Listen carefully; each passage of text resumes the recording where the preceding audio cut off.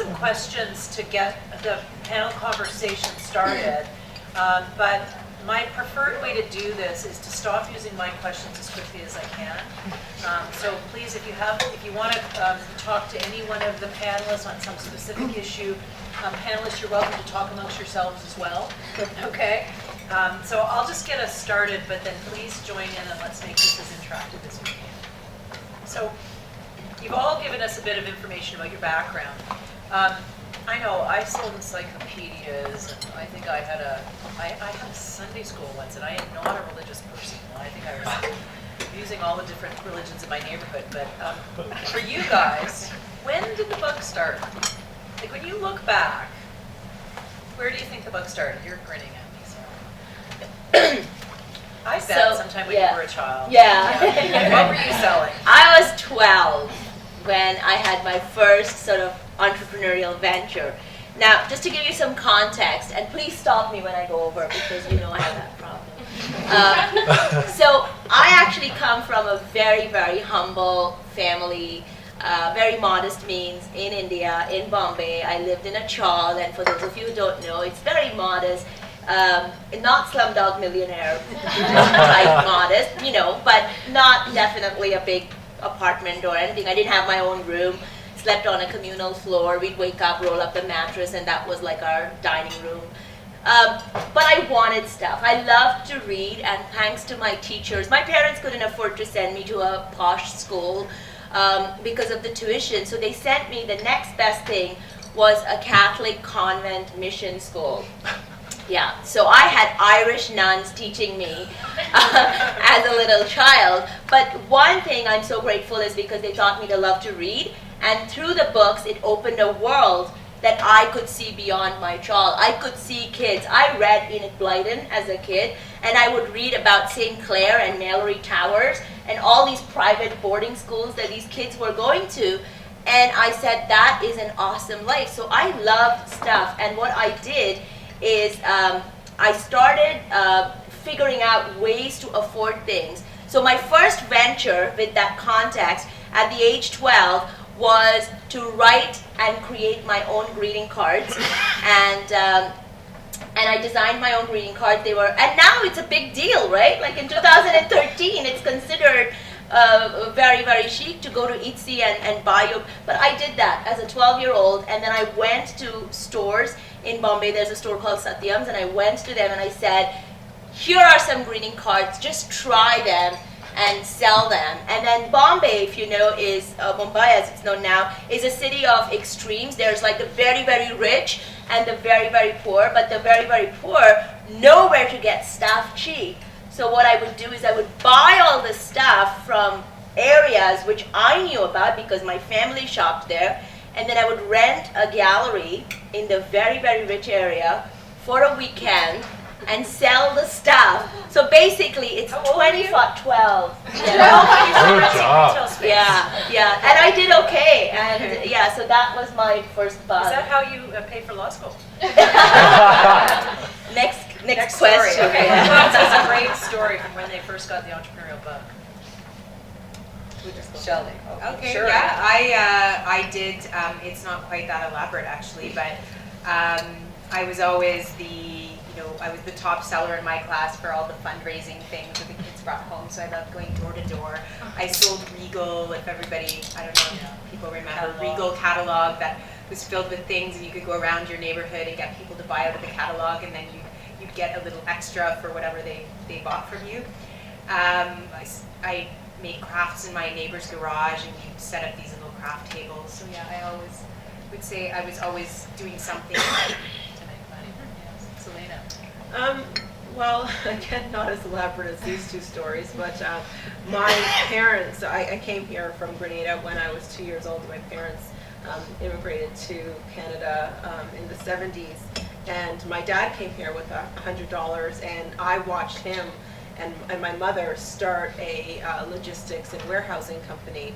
And I actually worked at that company. I would do the books, I would do the invoicing, I would do anything that needed to be done. I think the last job I had there was driving the forklift and you know, packaging the boxes. So I think the entrepreneurial bug was always there because that's what I really knew, and I find it very difficult to work for someone because I know the sort of freedom that you have. Like my parents could, you know, fly back home for vacation when they felt like it. They didn't have to get, you know, any authorizations to do so.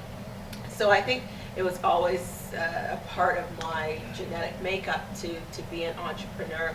I had a previous company called Elegant Wishes, which was a wedding planning company before I started this company that I currently have. And growing up, I was never the top fundraiser or the top seller. I hate sales, but it ends up that I'm really good at sales as an entrepreneur. And I never classified it as selling, but I think it's always been something that I naturally love to do. I can't do a 9 to 5.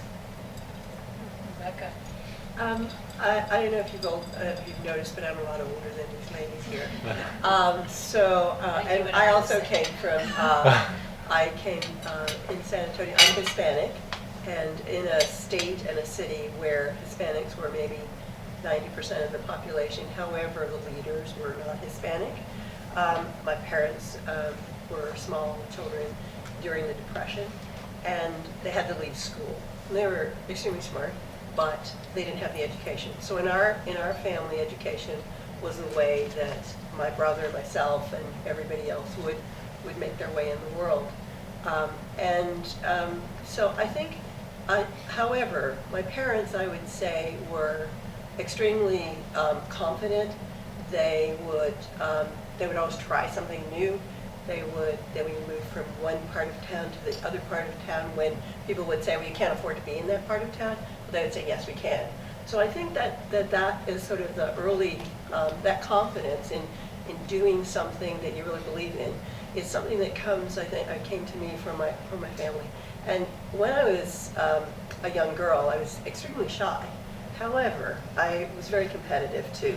So I was a Girl Scout, and it would be like, I'm going to sell more cookies than anybody else. I was in the high school band, and junior high and high school band, and we had to sell magazine subscriptions. They were fundraisers for our band trips and that.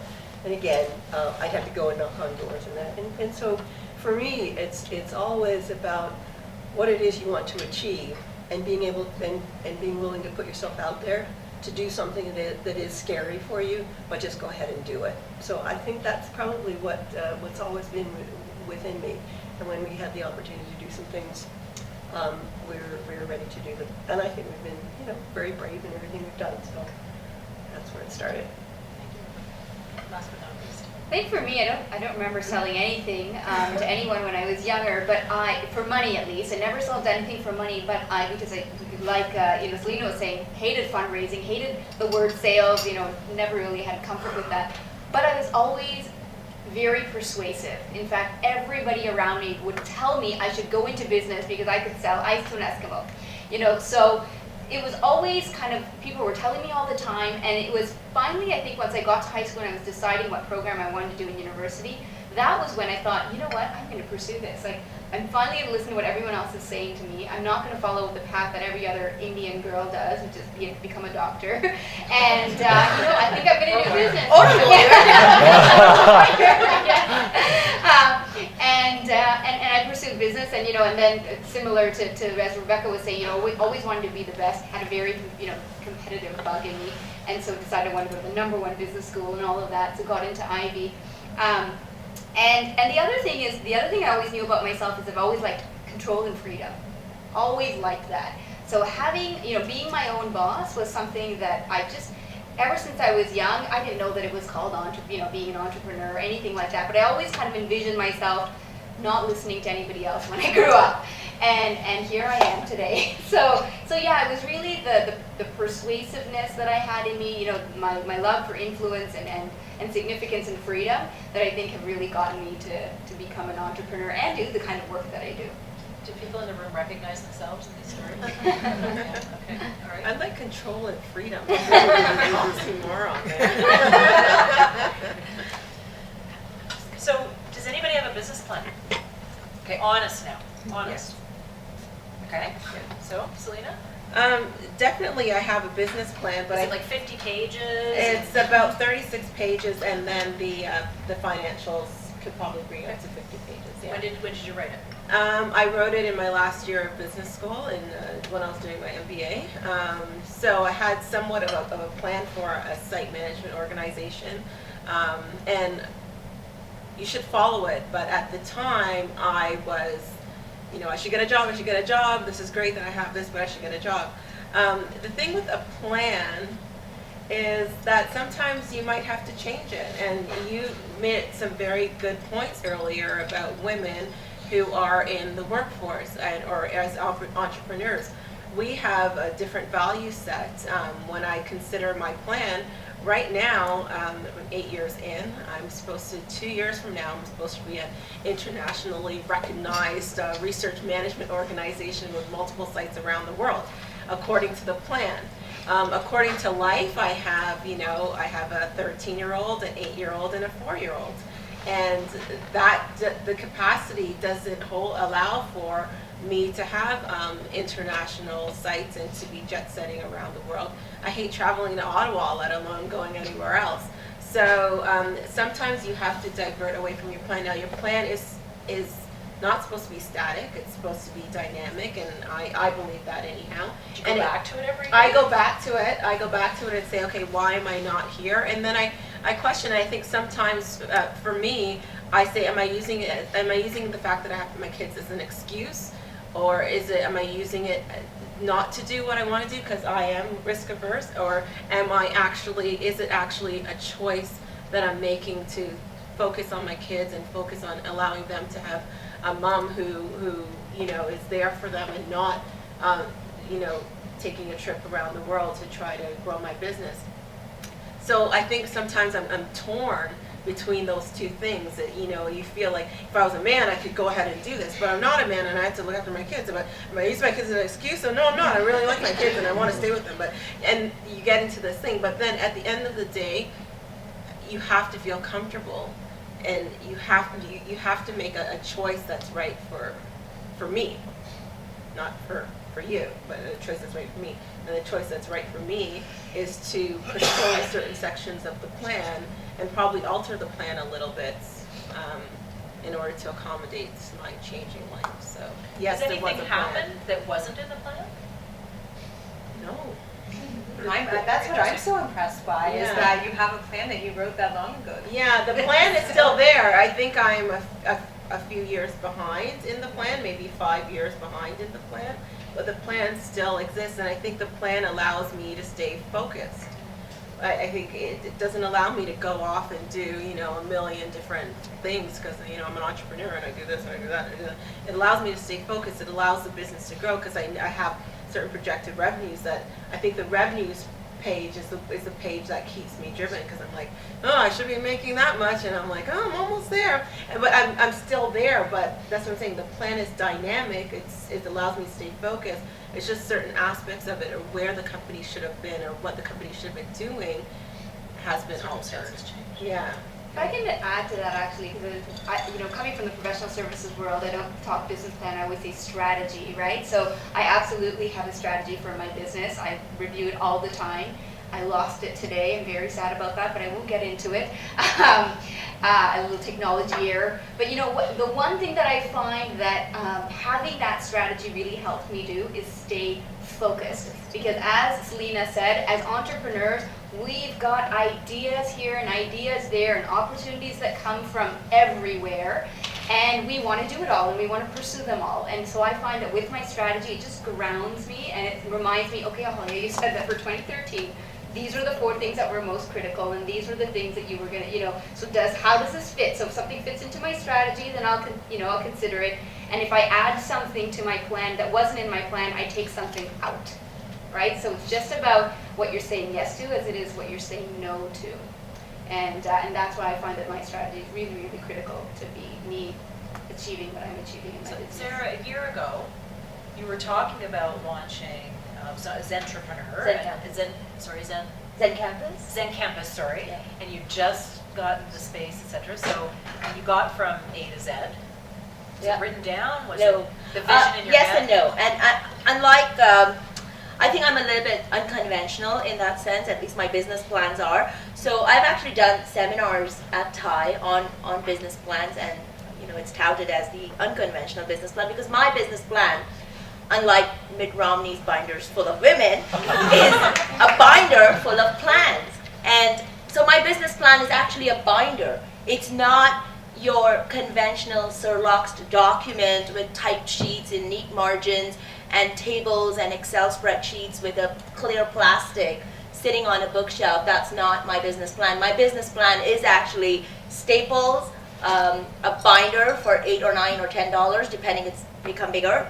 And what I do, and this has really worked for me, is every time something appeals to me, no matter where it is, I will take that and put it into my binder and see if incorporating that into my business makes sense. And that's what allows me to pivot or course correct or all the jargon that you hear, because I feel my plan, I look at it every week, if not every day, and I'm constantly adding to it, and I'm constantly taking stuff out of it and prioritizing. So when Zen Campus came up as a plan, so how did that even happen? I have a law practice, I have a coaching practice, and I have mybindi.com. I have 3 businesses that are flourishing, doing well. Do I really need a 4th business? I didn't plan to have a 4th business. But when the opportunity just looked at me and said, I'm here, I'm right, why are you not taking advantage of me? I had to take notice. But it started with, I have all the staff and I have freelancers. I need a place to put them because my apartment is not big enough now, or my house is not big, and it's not professional to have clients come. So I rent a space. And when I rent a space, I'm paying rent to somebody else. I'm leasing an office space. I was paying over $2,000 leasing an office space, and every one of my team member had a cute little L-shaped cubicle with a laptop and a drawer and a notice board, which is what I've always seen in conventional offices. So I gave them that. And what happened? Within a month, they had pictures of their kids and craft, and all that is great. I believe you have to be able to personalize your workspace. But in the end, there was just a lot of personal stuff, and I don't know if that was making them more productive or less productive. In the end, it so happened that I had to give up that office space because he wanted to increase the rent even more. And I'm thinking, $2,200 a month for an office space, seriously? I said, I'm going to look for an office space that I own. So I started shopping for a commercial office space. In the meantime, what do my staff do? They come work in my house. I have a dining table about that size. We sit with our laptops. We were so much more productive. We were sitting on, because my business is online. All the stuff we do can be done. We were engaging with each other more. We were getting more stuff done, billing more revenue was coming in, and we were working off one dining table. And I said, if I can work off a dining table with a team of 4, I don't need a 1,200, 1,500 square feet space to give them cubicles, because we're good, this is working. But I found the space, and then because I know I coach clients, I said they need space to work. They don't want to work in their pajamas. So how about if I convert this space, create something for myself, but have a whole bunch of tables where people can come in and rent desks. And then you're interacting, you're networking, and when my office shuts down, I can do private rentals. And I started looking, well, who else is doing it?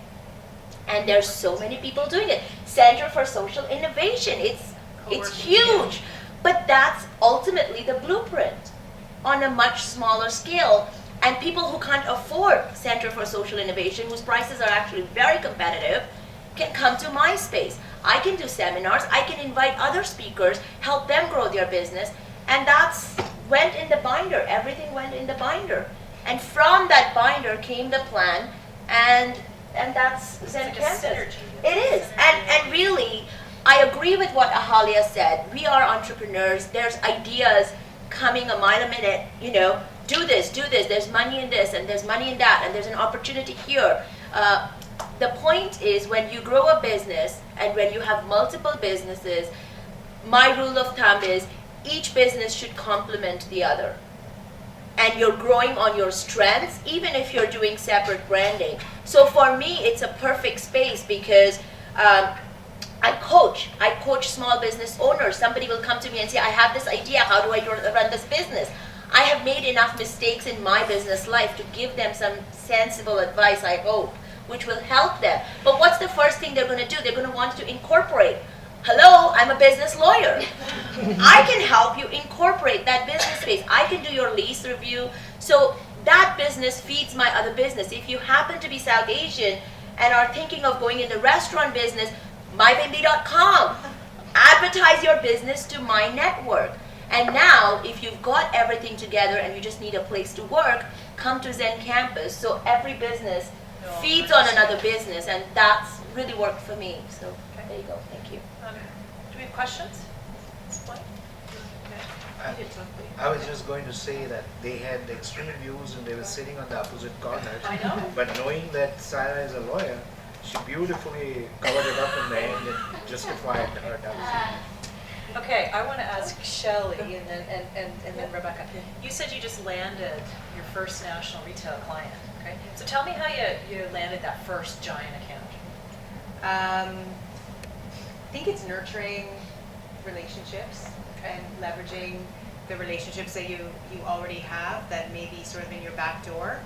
And it's somewhat actually related to the business plan question, so I'll talk briefly about that. I had rather than creating a business plan, I actually signed up for a one-year program with an organization that helps business owners shape a plan over 12 months. So rather than doing it all in one shot, I worked every month on some different aspects of my plan.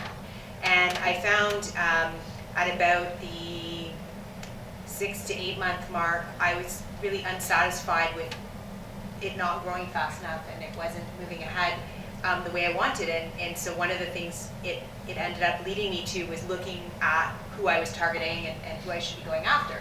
And so as part of the work in that and the planning that I was doing as part of that ongoing process, I looked to my Rolodex of who have I worked for in the past, who do I have a relationship with, who knows the work I can do, and who will believe in me enough, and I scheduled a lunch. And it was the most serendipitous lunch, I think, I don't know, maybe in the history of my business career, but anyway, because I sat down at the lunch and the gentleman I was having lunch with, who turned out to be my client, told me, well, we just told our agency last week that we're done, and our company just got a new president, and we have a whole new outlook on things, and your timing's perfect. So it was just a really, really great timing, and then I think what I had to offer him really met that company's needs at the time, and so we're now not quite 1 year into it, but so far it's going really well. How did you know him beforehand? Had you worked for him as an employee? Or? I had worked at another agency and had done some work, sort of third party. So the work that you put The into work that I had relationship done, yeah. had been in the past. Yeah. Okay, good. Rebecca, you wanted to share? Yes, well, going back to my business career, I wrote strategic plans, and I've written business plans, and I've actually and I've been a business manager for automotive products within plastic automotive products on a North American basis. So I have a lot of experience in doing that. When you look at doing it for your own businesses, and because we had 3 businesses that were quite different, we didn't do a hugely, not a 50-page plan or whatever, but we're very, have a lot of experience in terms of marketing and understanding, and I think I particularly have a natural talent for figuring out, based on what's here and what I see now, and how to knit it together and where it's going to go. And so I see things early, and I see where it could be. And I think that between that and the experience that John had actually with clients, what we did was we said, okay, what's this business about? What's it going to be? And because we're in branding, we're very, very clear about what we do and who we do it for. So one of the things so we had 3 companies. So one was Motel Fossander and its predecessors. Within 8 months of starting that business in 2002, we started a business with another partner called Core Culture. And Core Culture did internal health and safety programs for very large retailers in the US and Canada. So retailers like Pep Boys and Borders and Loblaws and very large companies. So there was some expertise there, but that business had a different focus and different strengths. And we hired up for people to actually be able to do everything that business wanted to do. So we had 2 bricks and mortar businesses. One kind of focused on more of the marketing side, so external facing, although of course with branding you have to make sure that people within the organization understand the brand, they live the brand, because that's really what the brand is about. It's your customer's experience of your company or your product that is your brand. So out of those 2 bricks and mortar businesses, we then developed some software. And we, as I said, we developed the software for a customer need, and the customer was Pep Boys, and it was within health and safety. We got a third party to do that. That's again because the customer wanted that, because we're very much focused on customers. But those 2 parts of that business were obviously going in different directions. And so at some point we said, okay, what are we going to do with these 2 businesses? This is a potential software company, and a big software company, because of the results that we have. And the fact is, for Pep Boys, we saved them $6 million in the first 18 months of using our system. So we had an ROI. And so our plans are ones where we sit down together and we put what our strategy is, who our customers are, what we're going to do, and how we're going to do that.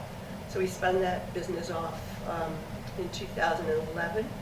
We did a whole bunch of agreements with partners so that shares, changed hands and whatever. We incorporated in February of 2011. By that time, I was already looking for a CEO. We were actually in the accelerator program at Communitech in Kitchener, which is a high-tech hub. And I was spending some time there. But you have to sort of plan that, but not so much a sort of formal plan. We did have financials, we had goals that we would have that we thought about meeting. And then planning what to do with the software company, I think, was one of those things where we invested a lot into it. We saw the promise of it, but it required different skills. And I think it's important to know what you know and what you don't know, and to be able to ask for or find people who can do what you can't do. Because, in our time of life too, and also, if you don't know the business really well, in software you don't have time. You have to do it really quick because somebody else will come and sort of cover you. Then you need somebody who's done it before. So it's been kind of planning. I mean, we have plans for each one, and we still have plans for Motel Fossander. What we found, though, in terms of the agency side, is that business to business clients' needs now are changing all the time, and we really reinvent ourselves all the time, because you have to be ahead of your clients. You have to be able to give them what they need, and you have to know what they need before they actually figure it out. So planning, but not particularly formal. I tell you, I actually asked that question on purpose, because I know that during the Tide Institute there's been a lot of conversations about lean startup and the business model canvas, and I think it's very interesting because I've heard an excellent illustration of customer development and following market forces and things like that. So, I think each person has described, a vision and having this sense of direction, but always having the flexibility to move. So it was sort of a trick question. But I think, like someone else said, that having a plan is really important to keep you focused. And I can't tell, if I had one thing to say to the group, how dramatically my business changed once I started focusing on thinking about a plan at least regularly, whether it's really formal and as Syerah said, bound book with nice margins and all prettily put together. But the fact that it's something that's keeping you on track, even if it's just, you know, one page in your notebook that you keep going back to and saying, no, this idea isn't on that list, because the ideas can really, it was taking me on so many different paths. I would come home every night and have this new idea for my husband about the business I was going to start. And I think once I made a decision, you know, once I made a decision and then tried to take actions that work towards that, it really started coming together for me. So, questions? Yes. Me? We can arm wrestle each other at the same time. Okay, all right. So how do you know when, you know, with all those different ideas that are bouncing around, and you know you have that entrepreneurial spirit, but you know, which one do you then focus on? How do you decide that? How do you know which one is the one that you're gonna give all your energy to, that's gonna work, that's, you know, and obviously What it's a are little you bit hard. passionate about? I can take a stab at that too. What are you're passionate about? So So- you have all these ideas in your head and they're floating around, and I would say that the one that you're the most passionate about, the one that makes you go, the one that makes you almost want to vomit when you think about the idea because it makes you so scared, but the one that you think, oh my God, I really love this. Because it should make you a little bit scared. If it was a walk in the park, everybody would be doing it, right? So it should make you a little bit nervous and a little bit fearful, because that's the challenge. I think that's the challenge for me. It's where do I go, you know, related to the research focus. If I'm going to bring a different revenue stream, where do I go that's related to the research focus that makes me go, oh my God, I don't think I could do this.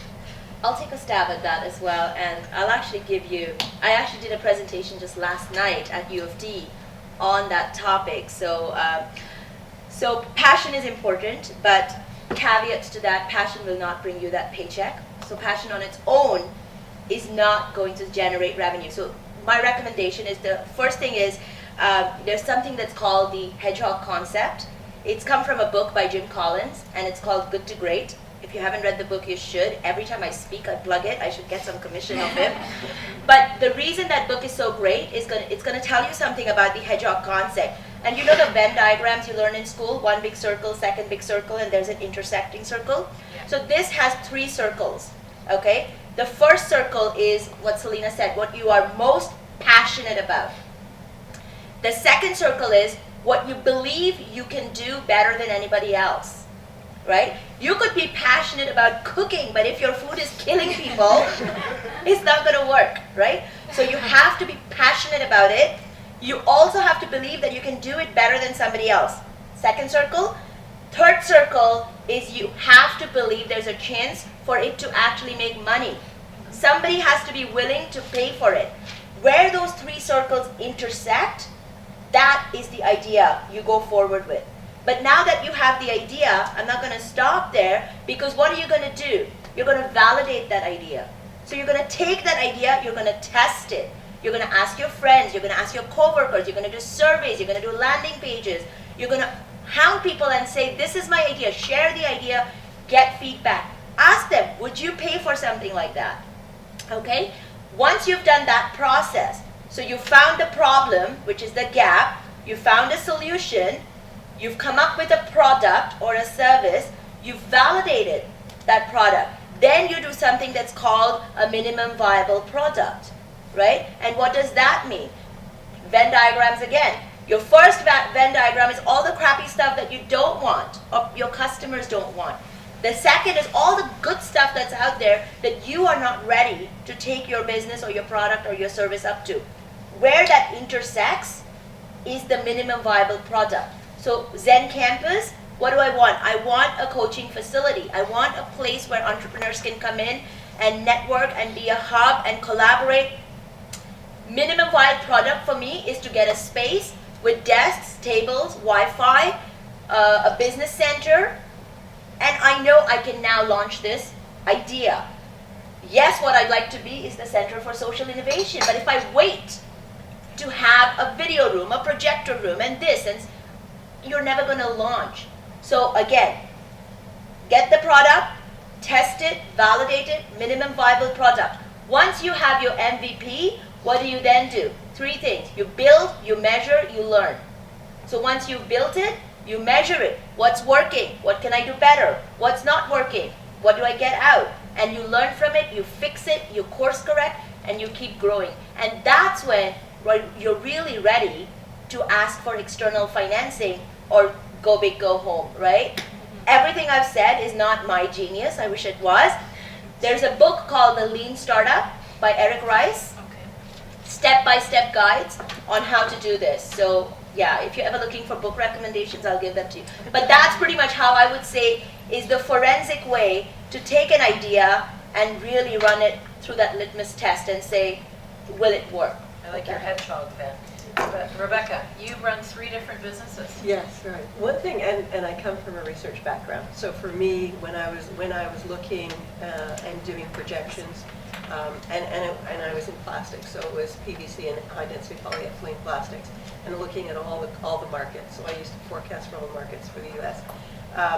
And you would look at each market. You need to look at what's the market for the product. I think that's really important because having a passion for it or really enjoying it or whatever, you can spend a lot of time doing that without having any payback for it and trying to create something that isn't creatable because there isn't a market for it. So I'm used to looking out in terms of the total market. Looking at first. First, yeah. I think in consequence, and one of the things is you probably didn't ask about this, but with startups, I'm sort of providing some mentoring and marketing for that, and really it's about, with startups, a lot of people sort of just create something because they really, really like it, and then somebody asks them the question, so who's going to buy it? How much are they going to pay for it? What's the market for it? And they don't know that because they're software engineers, right? And they don't even think about that. Like anybody would buy it because it's so cool, right? No, that doesn't work.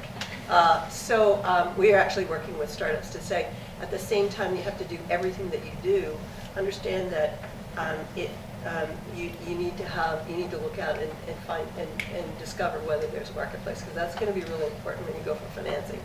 Any investor is going to say, what's the market? How much of that market can you get? Is it validated and all those good things? But I think really early on, you really need to know, is there a market for it? And you can do that personally, but I think you need to do it macro as well. You need to look really outside and say, what trends are going on in society?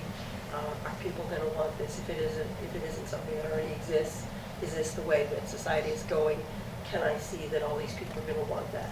So it's a lot to look at. I'll just make one small comment.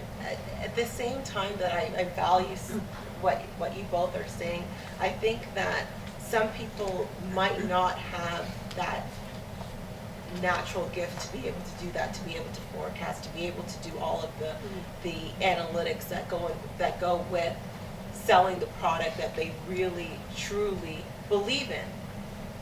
Outsource. Find people who are able to do that for you. So don't just give it up because you have the passion and you love the product, but you don't have all of the other components. Who on the panel is good at everything? Yeah, not me. I pay for a lot of stuff. I do what I'm good at, and I outsource the rest. But I don't want some of you in here to go away with the, oh my God, I don't know how to forecast, I don't know how to do this, I don't know how to do that. So this great thing that I have that I feel could really do great is not, because I think if you have something, a product or a service that you feel that you're really passionate about, that it can't be for nothing. It has to be for something. If I were to think at any point when I started this company that I would be doing exactly what I'm doing, which is selling my service to a very specific niche market, I couldn't ask anybody about that. I could hardly even forecast it, but I'm making a lot of money doing it. So I'm going to reiterate the fact that you could find people to mentor you, to help you. Go to, sorry, what's your Syerah. Zen Campus. Zen Campus. Hire Go me to as a Zen coach. Campus. with your little thing or your service and ask for that additional support, because I think that your passion and your vigor about your product or service will be infectious. And then she will say, okay, look, I may not know about this too much, but let me help you, because your enthusiasm is now rubbing off on her, and she is now dedicated to your product. So I think there, I mean, absolutely, I didn't mean to. no, I'm not trying to that you take have to anything do that. away, But there are a just lot, about- what I would do is I would look for somebody, I would look for a mentor, I would look for some place where Yeah. you can get that kind of help. And I'll just do a plug here for the hub, for the Community Tech Hub and the Accelerator Center. That's what that's all about. In So there- Toronto, the same thing is Yeah. provided by Mars. Yes, Yeah. exactly. Mars And, will be- and, yeah. and when we went into the Accelerator Center, we got research out of Mars, so. So, and in Waterloo region, so I will say this, we have a really great ecosystem, which is a collaborative ecosystem where people love giving back and love collaborating with one another and love helping entrepreneurs. And so if it just works, it just really works. So find wherever you find that kind of a system, and people will help you. They will. All you need to do is ask. You don't need to do it all by yourself. And if you are at all funded and whatever, to go to somebody who actually would be able to do this for you. And we did this in our company for a startup, which was 2 doctors looking at a medical software, and we're working with them right now. So we did some research for them. We'll probably do some more research for them. Looked out in the U.S. marketplace. They didn't know anything about the U.S. marketplace, so we did. So you'll find people too who have those skills. Okay, good. I think somebody else had a question. You had a question here in the front. I had a quick question, yeah. And tell me who you want to answer it, because I want to have more questions if we can. So It's those kind of are all been fine. answered by everyone Oh, has it? already, Okay. but I guess I'll still put it out there. Like, there's a lot of really good things like mentorship, books to read. I guess coming from, I just started my business like last year, and if I'm coming from a source where I don't have a lot of capital to begin with, but I really want to grow, and I feel like I need that advice. When is the real time where you feel that startup should be looking for business advice, like getting business coaching specifically? Is it when they're generating X amount of money, or just when they're serious about business? I'm going to share an opinion on that as early as you can. That's my Because, opinion. and there are so many people out there that will do it for free. I mean, mentoring typically is a non-paid relationship. So if you can't afford a business coach, or if you can't afford, a coach like myself or Syerah, go find mentors. They're everywhere. I mean, I mentor a lot of people, and I don't charge them anything. So I highly recommend that if you just kind of keep your eyes open and ask. I think we've all been sort of nodding about that throughout the evening. Just ask. If you want something, just ask, and you're bound to find somebody who's willing to help. So don't forget, sorry, can I jump in? Google. It is a fantastic resource. Google it. There is so much information out there that, if you just took the trouble to put together a string of parameters and search queries, chances are somebody has blogged about it, done a presentation on it. Every one of Thai Institute's presentations, and this is a panel, but there have been specific presentations. This is your MBA on YouTube. And it is really that good, because the quality of speakers, I don't want to sound immodest here because we're here, but they're really bringing good speakers with a lot of experience and very specific niche topics, whether it's idea generation, this, that. And this is just one place. I want to You're doing build it. on this. I Yeah. want to build on this. We're going to do a rapid fire. Best piece of advice you ever got from a mentor? Start at the end. For me, it's to continue to engage in the community. Always engage with people around you, whether that's networking, mentoring, whatever. Just don't stay in your house, hide behind your computer, and run your business. Get out there. Okay, Rebecca, best piece of advice you ever got from a mentor? Probably it would be with the software business. So with Carol, and we had started a friendship relationship in it. At some point, she was mentoring me, and she asked me, so with this business, what is it that you really need? And I said, sales. She says, okay, I'll introduce you to the best salesperson I know. And she's now our VP of sales. So I think it's, the advice is to stack up for who you really need. That would be it. Okay, great piece of advice. Celina, best piece of advice. I have two pieces, is that okay? Sorry. I think The first one is to focus. That's, I received from my first mentor, who I didn't even realize was my mentor until years later, and I realized was my mentor. The second one, which I was talking to Cindy about earlier, is to make sure that somebody else or everybody else out there is wearing your shirt. So I don't have the capacity to market my business in a big clinical trials magazine, but my product and my service speaks for itself. So when I do good service for my clients, they now know that the business that I do, and they are going to wear the Resolve shirt. And when somebody says to them, oh, I need a site management organization, their shirt and tie come off, and there's my shirt. And they go, hey, Resolve Research Solutions Is to do everybody in that this for room you. marketing Resolve Research? So you have to have other people who are wearing their shirt. And that could be you as an employee or you as an entrepreneur.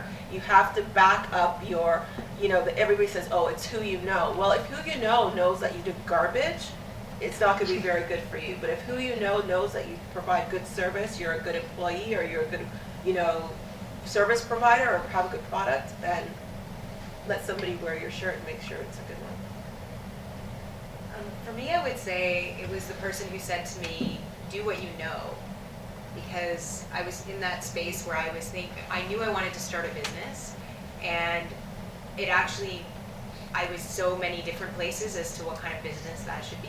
And someone said to me, do what you know, because there's enough else that's hard about starting a business that you don't want to be behind the 8 ball, so to speak, in that you don't know what you're trying to run. So that actually, and then I said, okay, it's marketing. So here I am. Syerah, best piece of advice you ever got? So my advice and my mentors have all been on bookshelves at Chapters. So I'm just going to give you a couple of really good nuggets. And Jim Collins, my hero, the reason why I quit a Bay Street job, his advice is get the right people on the bus, get the wrong people off the bus, and figure out where this bus is going. And that is your business. You need to bring, and the right people means hiring people that are smarter than you.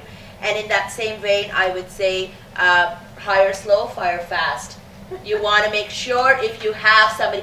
I know what Katherine said is women are compassionate, women are sensitive, we're nurturing. I can be a real bitch to work for, but I know that when it's the wrong fit, you're not doing them a favor, you're not doing yourself a favor. It's like a Band-Aid. You want to rip it off, you want to get it out, and you will start. So hire slow, hire someone smarter than you, and if it's not working, move on. Okay, I want to be in defense of women here with that comment, because you call yourself a bitch, but a man would just be called a tough guy. Yeah. A good boss, Yeah. or a good decision maker. So, Yeah. So let's not perpetuate the Sorry, stereotypes thanks. here. Another question. Yes. First client and first income. Okay. Oh my God. Okay. Rapid fire. We just do it all the way across. Start again. First client would have been like side jobs, like $50 for 3 months of coaching. Ridiculous. Ridiculous. How did you find it? Horrible. Never did that again. It was part of my coaching certification, so I needed to get paid clients. So I was like, anyone, pay me anything, buy me a coffee. I'll coach you. Yeah. But it paid in the end, right? You Got paid in the end. Yeah. Yeah. First client in your first business, Rebecca. Actually, there's a business I didn't talk about, which is one that actually failed. So that was doing outdoor advertising business in the U.S. Our first client there, I think, was the city of Kingston, New York. And yeah, we provided outdoor furniture for them with advertising, and that's the one that ended up at the Olympics. So How did you get the client? Did you have to Oh, that's a good We question. respond to a bid, or you knew somebody? Or? Well, no, we actually just, we put together marketing materials. We knew who we wanted to go after. We were talking to Metro North at the time about getting these within all the stations within Metro North stations. We were talking to, I worked with somebody in New York City who was a consultant who knew people within New York bureaucracy, which is just crazy. And we were just looking for our first income. So we actually called up people and said, we have this concept, we'd like to, we have this product, we'd like to come and talk to you. And they said, okay. So we went and we had already figured out pricing. We had lined up a manufacturer in Yonkers, New York. It was a German product that we had brought over, and then we negotiated. So that was How many calls did you make?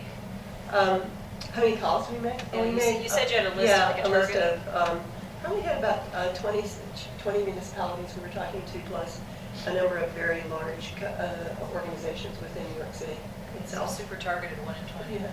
That's pretty high hit rate. Yeah. Selena. What was the question again? Sorry. First client. First client. First client. First client, I got my first client through what Shelley mentioned, is going back through everybody I know and telling them about the business. I was in neuro research, and so everybody in that space knew that I had started a corporation. The first paying customer was actually didn't really pay anything. It was $432.17, which I found the stub recently. It was that's all we made in the first year. That was the first check that I got with Resolve Research Solutions on it. But when we got our first big client, it was a U.S. pharmaceutical company that was in pediatric neurology, and they called and I said, oh my goodness, yeah, I do this all the time. Yeah, I could find you pediatric neurologists. Sure. Oh, we have thousands of them, and there's only 3 in all of Toronto, and we happened to land all 3 as our first client because we had to hustle. Like it was do or die time. And How did the guy in the US find you? Were you in directories? Was it? No. Well, initially we called because I was in neurology. All of my friends, everybody I knew in research was in neurology Canada in Canada and the US. So I guess it must have gone from word of mouth because we didn't have advertising budgets or anything like that. And then it was a matter of, the first 4 years were spent contacting every single pharmaceutical, biotech, CRO, anybody in the research space and telling them about Resolve Research. But I think that first pediatric neuro was word of mouth, because all I knew was neuro clients. And so getting that first one was, okay, now we got it, now we really got to hit a home run with it.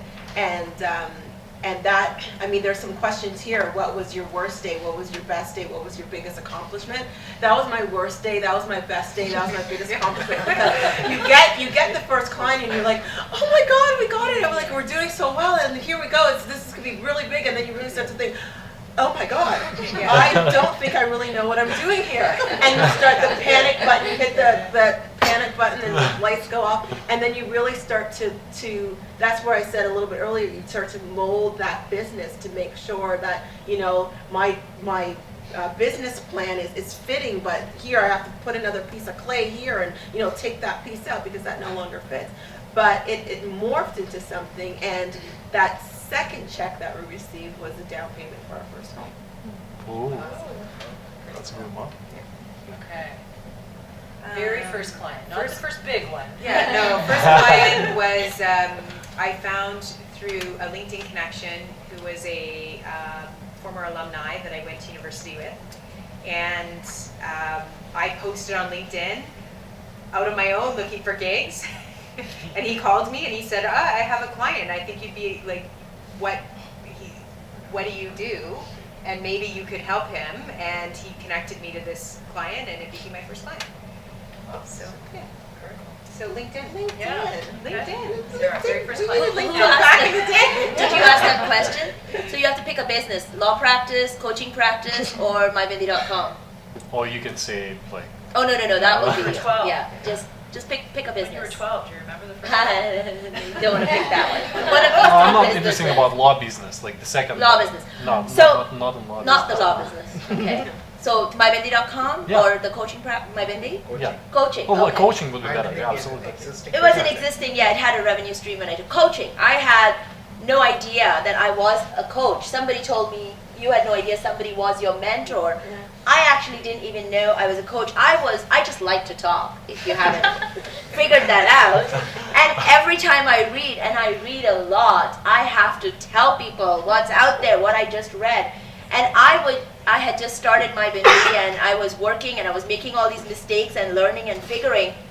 So dinner conversations with friends became, you should try this, you should try this. I tried it, it worked.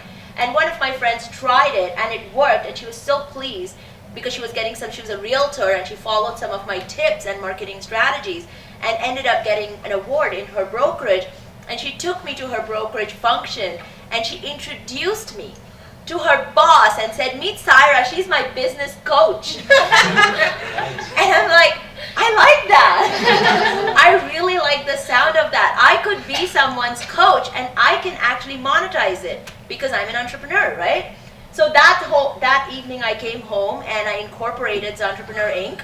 Within a week I had a website, and now I'm like, I'm ready for business. Of course, I had to look for clients, and so the way I actually found a client is people who were advertising at my Bindi and my legal clients. So clients that I had relationships with in my other businesses.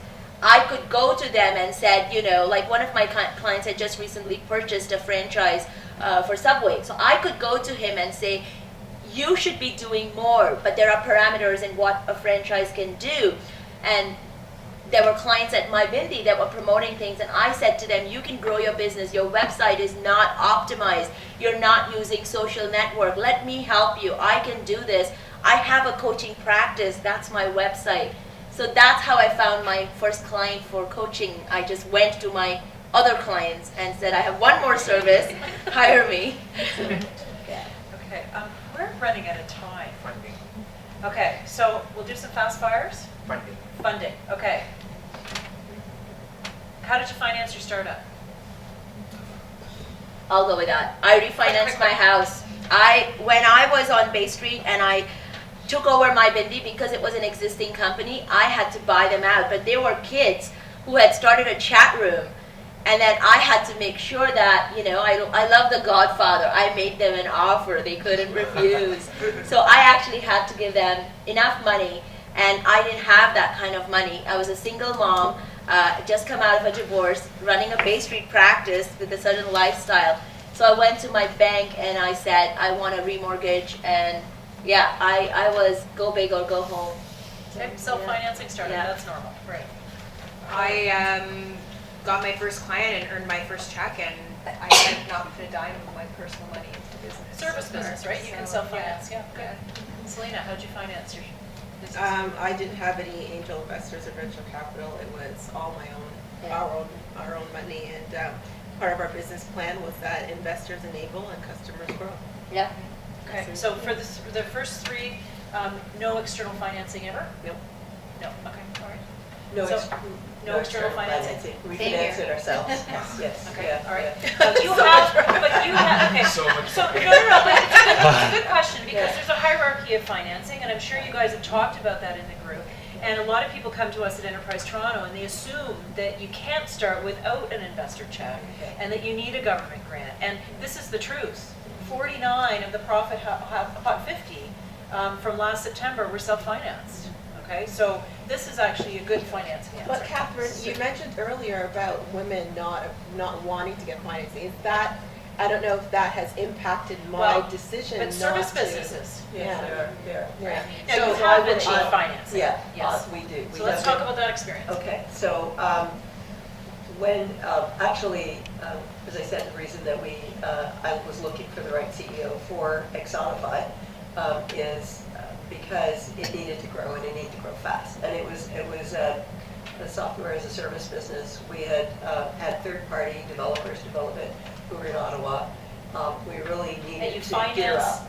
finance the getting off the ground and the third-party developers with your own cash. Yes, we financed it with our own cash to get started. And Okay. through the first, probably 3 years, before we went through the accelerator program.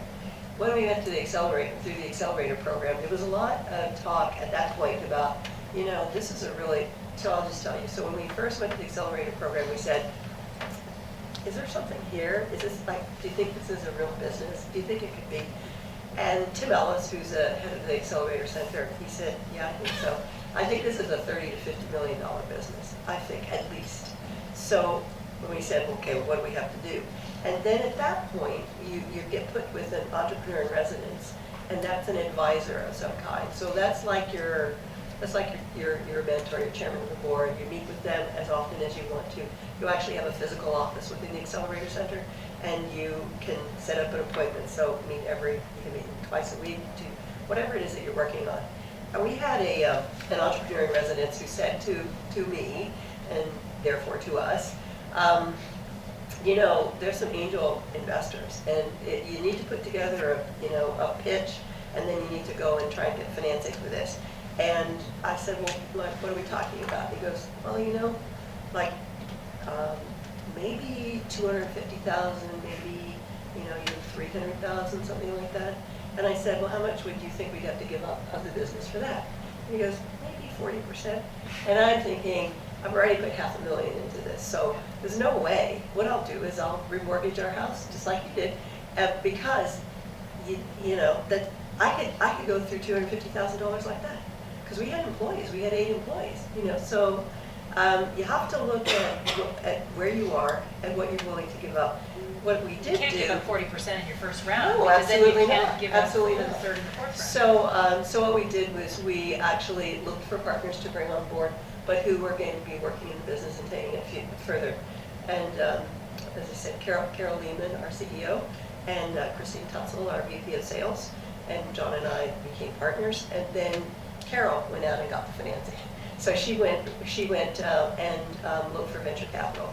And we were capitalized last March by a venture capital company out of San Francisco called Bridgescale, and also IAF as well. And Which is the investment or accelerator fund yes, at Mars. that's Yes. right. Yes, and that allowed us to go out and hire a whole team of developers, totally re-architect the system, and make it and add a lot more features to it, so that then you've got a system and you've got a platform that can really build and it can scale.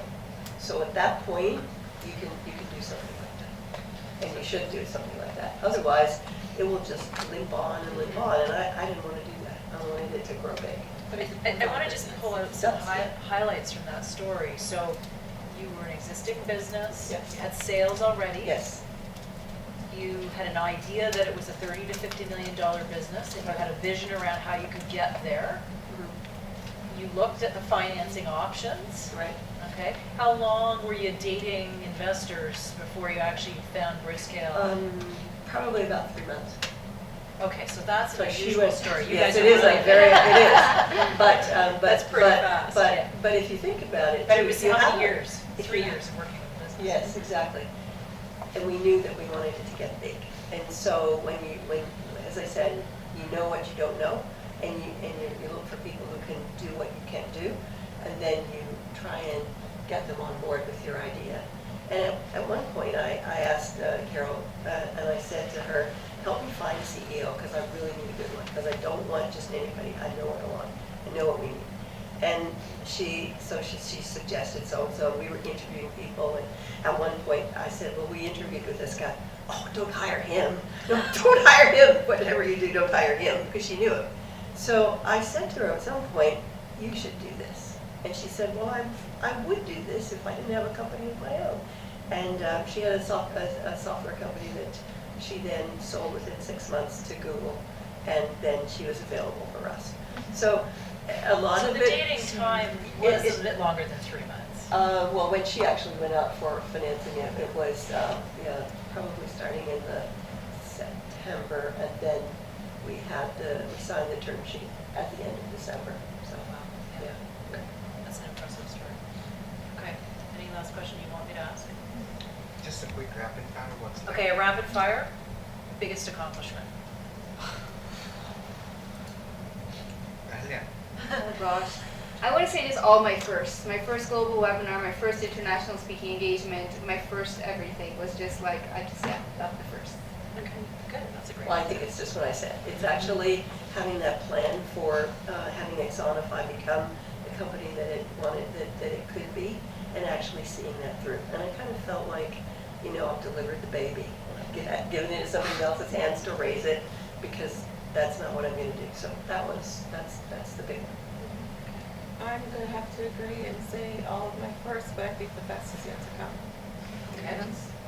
Personally, that's my question. It's just like, what are your goals? Like now that you've, you know, you're all speaking about what you accomplished. So, you know, and you're all relatively young. So what's the next step? What do you Okay, guys, so let's we already finish know the what's rapid going fire on. on biggest accomplishment. We'll do one really fast rapid fire, and then we're gonna have to close. I love putting checks in the bank. Awesome. Awesome. It's my favorite area to do. What is the biggest one? Bank balance and see it growing, and I feel like, wow, we were saying this earlier when we first met, like people pay me. People pay me. I feel rich when you write yourself a check. Syerah, biggest accomplishment. I think my biggest accomplishment has to be Zen Campus. I think I've done a lot of businesses, and every business that I'm in will grow, and you know, hopefully I'll get to a point where I will get that venture financing and take my Bindi to every country where there's an Indian, which is every country. There you go, that's my master plan to take over the universe. But while I'm doing that, my biggest accomplishment to date has to be, I've always believed in giving back.